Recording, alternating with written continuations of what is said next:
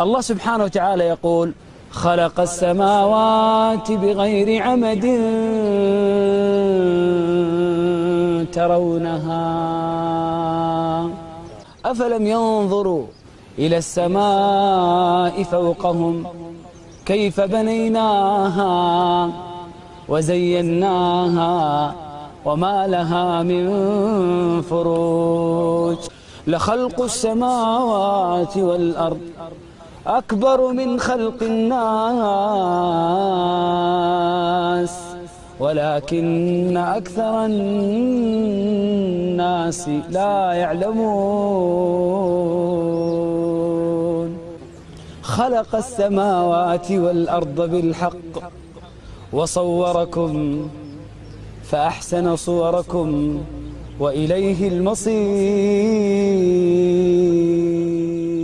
والأرض